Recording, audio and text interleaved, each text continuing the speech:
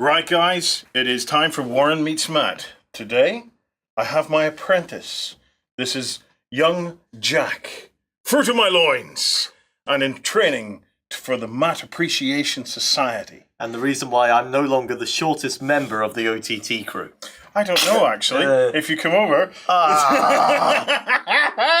Right, I want to take an opportunity to show you something special, because we have one of the most popular mats in the entire industry, okay? And you will see why, for a very good reason. It's beautiful! This is the Woodland Mat from Pwork Wargames. Yeah.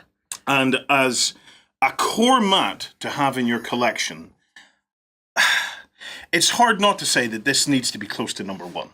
It is just entirely flexible. I love it. I absolutely love it. I think everyone needs a sort of woodland grassland mat in their collection. They're the Swiss Army knife of gaming mats.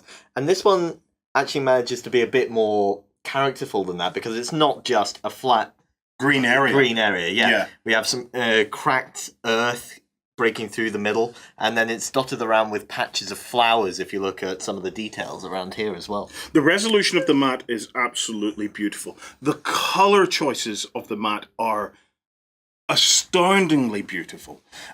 So if we talk basically about how the mat works, now this is your job, okay? You're going to point. So down here, you can see we have this central kind of dried up area, okay?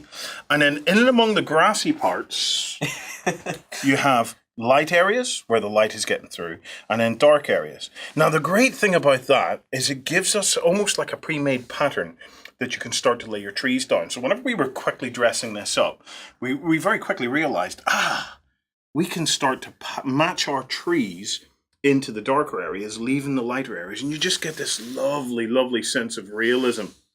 It's there's enough different shades of green in the mat as to make it work just beautifully with pretty much whatever collection you have. We've set down a couple of armies. I'm very proud of these, by the way. These are two bits of my Spring Clean Challenge. So when we had the Spring Clean Challenge over here on OnTableTop, we challenged our community to pick out old projects that were in dire need of a refresh or being finished. And I managed to complete 4 armies in 4 weeks. Well, you didn't do the full armies, you did the bases.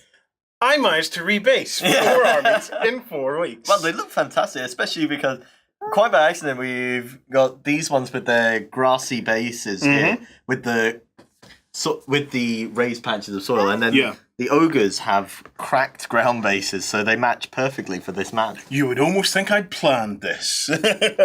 So let's look at some really, really close-up details now, because this is what makes it really special. If you look, the level of detail in the mat, they could easily have just had this texture all the way across, but no, they kept working at it. They kept adding texture differences to it. It just really gives the mat character. Like you, Sam, I'm a big fan of the flowers and just the little bits and pieces of light that kick through the mat itself.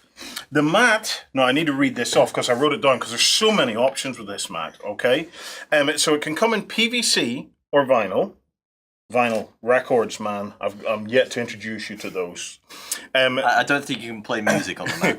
It'll come in the neoprene rubber, and you can also get it in cloth. And then size-wise, you can get 6x4, as we have here, 4x4, 3x3, 3x4, 3x6, 3x3, plus you can also get a Malifaux grid. Yeah, I've taken a look at that one. That looks very useful for anyone who plays Malifaux because it has all the deployment zones and control areas for the different objectives and scenarios marked out already on it. Yeah, look, it is an astoundingly good mat. I've long admired this one. I've been looking forward to getting this into the studio for some time. So, Apprentice Jack, what do you think? Have you anything to say about this mat? Can we get a high five? Yeah! High five for this one, Pworks.